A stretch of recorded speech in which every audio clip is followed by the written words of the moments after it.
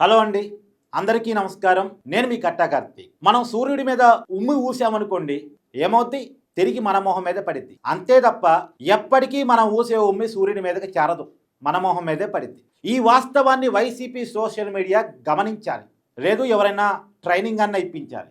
వాళ్ళు ఒక వ్యక్తిని ట్రోల్ చేస్తున్నప్పుడు మనం ఏ వ్యక్తిని ట్రోల్ చేస్తున్నాం, ఎందుకు ట్రోల్ చేస్తున్నాం, మనం ట్రోల్ చేసే వ్యక్తి వాల్యూ సొసైటీలో ఏంటి, సమాజం దాన్ని ఎలా తీసుకుంటుంది అనేది ఆలోచించుకొని ఒక వ్యక్తిని మనం ట్రోల్ చేయాలి. YCP social media Jaganmohan Reddy గారికి ఎంత మంచి చేస్తుందో నాకు తెలియదు, కానీ చెడైతే బాగా చేస్తుంది. వైసీపీ ఓడిపోవటంలో వైసీపీ సోషల్ మీడియాది చాలా ప్రధానమైన బాధ్యత. మరి ఆ పార్టీ దాన్ని సమీక్ష చేసుకోగలుగుతుందో లేదో నాకు తెలియదు, కానీ ఇప్పటికీ వాళ్ళ పార్టీ పరువును వాళ్ళ సోషల్ మీడియా పదే పదే తీస్తూ ఉంది. సహజంగా వాళ్ళు ఏం చేయాలి? వాళ్ళ రాజకీయ ప్రత్యర్థులైనటువంటి చంద్రబాబు నాయుడు గారిను, నారా లోకేష్ గారిను, పవన్ కళ్యాణ్ గారిను ట్రోల్ చేస్తే అది ఓకే. సహజంగా టీడీపీ సోషల్ మీడియా వాళ్ళు వైసీపీ నాయకులని, జగన్మోహన్ రెడ్డి గారిని కావచ్చు, వాళ్ళ ముఖ్యమైన నాయకుల్ని కావచ్చు ట్రోల్ చేస్తూ ఉంటారు. అలాగే వైసీపీ సోషల్ మీడియా టీడీపీ సంబంధించినటువంటి ముఖ్యమైన నాయకులు చంద్రబాబు నాయుడు గారు, పవన్ కళ్యాణ్ గారు వీరిని ట్రోల్ చేస్తూ ఉంటారు. సహజంగా రాజకీయ ప్రత్యర్థులు కాబట్టి ఒకరినొకరు ట్రోల్ చేసుకుంటూ ఉంటారు. ఇది సహజమైనటువంటి ప్రక్రియ. కానీ వైసీపీ సోషల్ మీడియా ప్రస్తుతం చాగంటి కోటేశ్వరరావు గారిని ట్రోల్ చేస్తూ ఉంది. కారణం ఏంటంటే ఆయన విజయవాడలో ఇటీవలే విద్యాశాఖ ఆధ్వర్యంలో, నారా లోకేష్ గారి ఆధ్వర్యంలో పిల్లలకి నైతిక విలువలు పెంపొందించే దానికోసం ఒక సదస్సు నిర్వహించారు. ఆ సదస్సుకి చీఫ్ గెస్ట్గా చాగంటి కోటేశ్వరరావు గారు వచ్చారు. ఆయన ఇప్పుడు ప్రస్తుతం విద్యార్థుల నైతిక విలువల కమిటీ ప్రభుత్వ అడ్వైజర్గా ఉన్నారు. స్పెషల్ అపాయింట్మెంట్ కింద క్యాబినెట్ ర్యాంక్ తోటి ప్రభుత్వం ఆయన నియమించుకుంది. అయినా ఆయన క్యాబినెట్ ర్యాంక్ స్వీకరించలేదు. ఆయన ప్రభుత్వానికి విద్యార్థులకి నైతిక విలువలు ఇచ్చేదానికోసం ఆయన ఎప్పటి నుంచో కృషి చేస్తున్నారు. ఇప్పుడు కూడా ప్రభుత్వం ఇచ్చిన బాధ్యతని ఆయన అనుసరిస్తూ చేస్తూ ఉన్నారు. ఆయన కాళ్ళకి నారా లోకేష్ గారు పాదాభివందనం చేసి ఆ కార్యక్రమాన్ని స్టార్ట్ చేశారు. ఆయన విద్యార్థులను ఉద్దేశించి సహజంగానే మాట్లాడుతూ ఆయన మామూలుగే నీతి వాక్యాలు చెప్తారు. సహజమైనటువంటి మంచి మంచి విషయాలన్నీ కూడా చెప్పే ప్రయత్నం చేస్తారు. అలాగే సహజమైనటువంటి మంచి విషయాలు చెప్పారు. ఆయన కుటుంబ వ్యవస్థ ఎలా ఉండాలి, విద్యార్థులు ఎలా నడుచుకోవాలి, ఏది మంచి ఏది చెడు అనేది చెప్పుకుంటూ వచ్చారు. సహజంగా చాగంటి కోటేశ్వరరావు గారి ఉపన్యాసాలు, ఉపదేశాలు వినే వాళ్ళందరికీ తెలుసు. ఆయన కుటుంబ వ్యవస్థ గురించి బలంగా చెప్పే ప్రయత్నం చేస్తారు. అలాగే కుటుంబ వ్యవస్థ గురించి బలంగా చెప్పారు. తల్లి పాత్ర గురించి చాలా గొప్పగా చెప్పారు. తల్లి దైవంతో సమానం, మనకు కనపడే దైవం తల్లి. తల్లికి చెప్పకుండా ఏ పని చేయకూడదు అని విద్యార్థులను ఉద్దేశించి ఉపదేశించారు. తప్పే ఉందంటూ ఒక తల్లి గొప్పతనాన్ని చెప్పడం తప్పెక్కడ ఉంటుంది? కానీ వైసీపీ వాళ్ళకు తప్పనిపించింది. ఎందుకు? కావాలని జగన్మోహన్ రెడ్డి గారి గురించి చెప్పారేమో. ఆయన తల్లిని సరిగా చూసుకోడు కాబట్టి, ఇంటి నుంచి పార్టీ నుంచి గెంటేశారు కాబట్టి జగన్మోహన్ రెడ్డి గారి గురించి ఇండైరెక్ట్గా చెప్పారు అని వాళ్ళకి అనిపించి, అంటే గుమ్మడికాయ దొంగలు ఎవరు అంటే భుజాలు తడుముకున్నట్టు వాళ్ళకి అనిపించి వాళ్ళు ట్రోల్ చేయడం మొదలెట్టేశారు. తర్వాత అన్నదమ్ముల పాత్ర, అక్కా చెల్లెల పాత్ర గురించి చెప్పారు. చెల్లికి అన్నగా ఉండే వ్యక్తి తండ్రిలాగా ఉండాలని చెప్పారు. ఇది మంచి పదమే కదా. ఇది కూడా వైసీపీ నాయకులకి, అంటే వైసీపీ సోషల్ మీడియా వాళ్ళకి నచ్చలేదు. అంటే షర్మిలాకి జగన్మోహన్ రెడ్డి గారు అన్యాయం చేశారు కాబట్టి జగన్మోహన్ రెడ్డి గారిని ఉద్దేశించే చెప్పుంటారు అని చెప్పేసి మళ్ళా వైసీపీ సోషల్ మీడియా వాళ్ళు చాగంటి గారి మీద ట్రోల్ చేయడం కోపంతో చూస్తాం. అయితే నిజానికి కేవలం తల్లి గురించి, చెల్లి గురించే కాదు, గురువు గురించి, సమాజంలో నడవాల్సిన నడవడి గురించి, సమాజంలో గొప్ప గొప్ప వ్యక్తుల గురించి చాగంటి కోటేశ్వరరావు గారు చెప్పుకుంటూ వచ్చారు. దీంట్లో కూడా మళ్ళీ వైసీపీకి ఒక కోపం ఉంది. చంద్రబాబు నాయుడు గారు స్టోరీ చెప్పారట. చంద్రబాబు నాయుడు గారు ఒకసారి ఒక పుస్తకంలో రాసుకున్నారట, నా తల్లి నాకు ఇలా చెప్పింది. అంటే చంద్రబాబు నాయుడు గారి తల్లి చంద్రబాబు నాయుడు గారికి చిన్నప్పుడు ఒక కథ చెప్పారట. ఏమని? ఒక పంది నక్క ఉండేయట.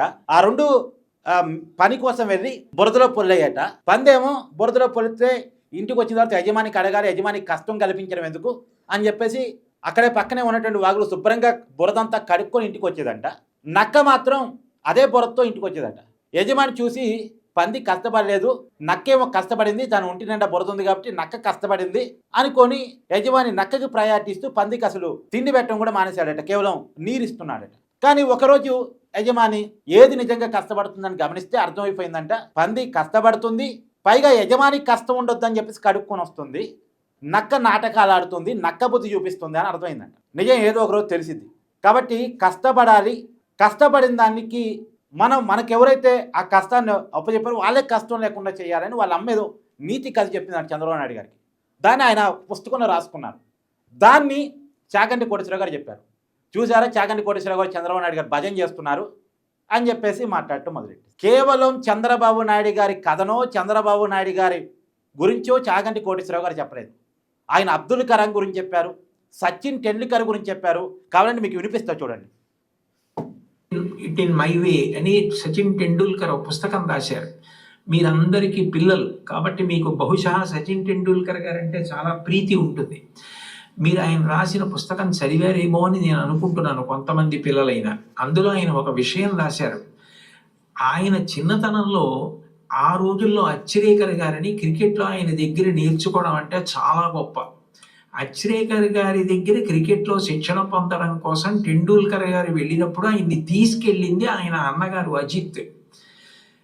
అచ్రేకర్ టెండూల్కర్ని నిలబెట్టి కొన్ని బాల్స్ బౌలింగ్ చేయించి ఏది ఆడు అన్నారు. అస్సలు సరిగా ఆడలేకపోయారు టెండూల్కర్. ఆడలేకపోతే వెంటనే గురువు గారు అచ్రేకర్ చూసి, అబ్బాయి ఈ పిల్లవాడు ఇంకా సరిపోడు, వచ్చే వేసంకాలం సెలవుల్లో తీసుకురండి అన్నారు. అన్నగారు అజిత్ పరిగెత్తుకుంటూ అచ్రేకర్ దగ్గరికి వెళ్ళి, కాదు కాదు, మా వాడి వ్యక్తిత్వంలో ఒక బలహీనత ఉంది, వాడు చాలా మొహమాటస్తుడు, సిగ్గు, భయం, బిడియం, మీరు చూస్తున్నారన్న బిడియంతో ఆడలేకపోయాడు. మీరు సరే నువ్వు కాసేపు ఆడుతుండు, నాకు పనుంది అని దయచేసి మీరు కొంచెం దూరంగా వెళ్ళిపోయి మా వాడి ఆట తీరు పరిశీలించండి, అప్పుడు మీకు నచ్చకపోతే మా వాడిని తీసుకోవద్దన్నారు. ఏమిటో ఈ పిల్లాడు ఇంత ఆర్తిగా చెప్తున్నాడు తమ్ముడు గురించి చూద్దామని అచ్రేకర్ గారు సరే అట్లాగే చేస్తానని, టెండూల్కర్ నువ్వు ఆడుతుండు, నాకు చిన్న పనుంది మళ్ళీ వస్తానని దూరంగా వెళ్ళిపోయి చూశారు. అద్భుతమైన స్ట్రైట్ డ్రైవ్స్ కొడుతున్నాడు టెండూల్కర్ గారు. చూసి ఆశ్చర్యపోయినటువంటి అచ్రేకర్ తిరిగి వచ్చి టెండూల్కర్ని శిక్షణ ఇవ్వడానికి తీసుకున్నారు. అచ్రేకర్ చెప్పినటువంటి పాఠాలు, బంతిని ఎలా ఆడాలన్న దాని విషయంలో గురువు నేర్పినటువంటి మాట ఎంత పని చేసిందంటే టెండూల్కర్ మీద అలసట అన్నది లేదు. ఆఖరికి బంతేసేవాడు లేకపోతే మేజోడు సాక్లో క్రికెట్ బాల్ కట్టి తాడు కట్టి గడప మధ్యలో కట్టుకుని అటు ఇటు వెళ్లకుండా స్ట్రైట్ డ్రైవ్స్ కొట్టడం ప్రాక్టీస్ చేశారు వాళ్ళ మేనత్ ఇంట్లో. ఆ తర్వాత భారతరత్న అయ్యారు టెండూల్కర్.